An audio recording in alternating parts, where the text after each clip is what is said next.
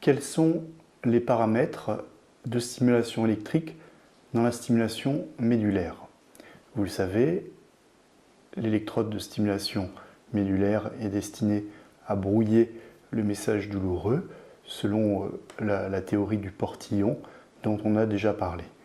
Alors, l'électrode qui va être mise à la surface de la moelle épinière, c'est-à-dire à la surface des cordons postérieurs, ces cordons qui véhiculent la sensibilité non douloureuse, ce qu'on appelle la sensibilité proprioceptive, eh bien, ces cordons vont être stimulés par l'électrode selon plusieurs paramètres. Alors on l'a vu, il y a déjà plusieurs types de l'électrode. Si on prend le cas d'une électrode chirurgicale, ça sera exactement la même chose avec une électrode percutanée. Dans les deux cas, plusieurs paramètres vont être modifiés durant les réglages. Le premier paramètre, il s'agira de quels sont les plots qui vont être en positif ou en négatif. Suivant la zone que l'on cherche à couvrir, qui est projetée au niveau de la moelle épinière, on va activer tel ou tel plot en positif ou en négatif, de façon à ce que la stimulation électrique qui induit des fourmillements, des paresthésies, recouvre au maximum la zone douloureuse. Donc, la première variable va être les plots qui vont être activés ou inactivés, qui vont être en positif, en négatif, ou bien qui vont être éteints, qui vont être neutres. Donc ça, premièrement, les plots. Ensuite, ça va être l'intensité. L'intensité, ça peut être sous forme de volts, ou bien d'intensité tout court, d'ampères, c'est-à-dire la puissance du courant électrique qui va être délivré, pour faire simple. Si on exprime en volts, ça peut aller de 0,5 volts jusqu'à 5, 6, 7 volts dans certains cas. Donc vous voyez des voltages qui ne sont pas anodins. Ensuite, à côté de l'intensité, à côté du nombre de plots, il va y avoir la fréquence, c'est-à-dire tous les combien de temps une impulsion électrique va être délivrée. Alors ça peut être de 60 Hz, c'est-à-dire 60 décharges entre guillemets par seconde. Ça peut être beaucoup plus rapide. On peut aujourd'hui aller dans certains types de stimulation jusqu'à 1000 voire 10 000 Hz. Bon, ça c'est des cas plus particuliers, et plus on va augmenter la fréquence, plus cela va consommer d'énergie. De la même façon, plus on va augmenter le voltage ou l'intensité en ampères, plus ça va consommer de batterie, plus la durée de la pile, si elle est non rechargeable, va être réduite.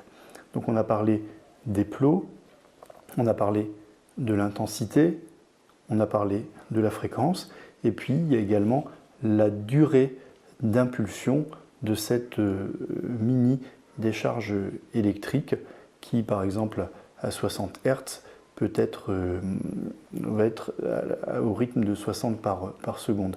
Et donc cette durée de l'impulsion, bon, on le voit, on le comprend tout de suite, elle est également liée à la fréquence.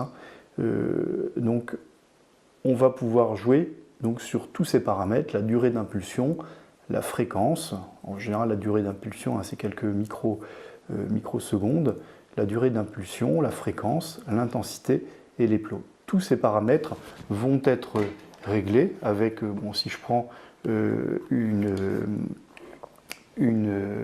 console de stimulation, vous voyez là les différents plots avec sur le côté les volts, la fréquence et les durées d'impulsion.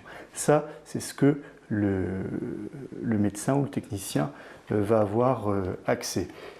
En revanche, vous, patient, vous n'aurez accès qu'à un nombre beaucoup plus limité de paramètres. En général, c'est un seul, c'est la possibilité d'éteindre et d'allumer et surtout d'augmenter ou de diminuer l'intensité du courant électrique en volts ou en ampères suivant les marques.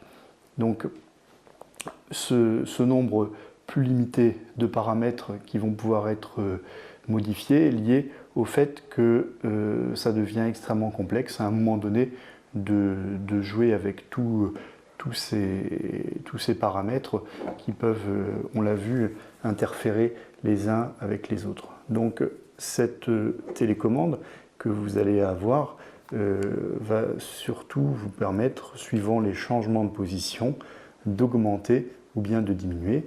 On sait par exemple, lorsque l'on est debout, l'électrode a tendance à s'éloigner de la moelle épinière, s'éloigner puisque en fait la moelle épinière qui baigne dans le liquide, hein, avec ce liquide qui est contenu par une enveloppe qui est la dure-mère, eh bien, lorsque vous êtes debout, la moelle épinière a tendance à s'éloigner.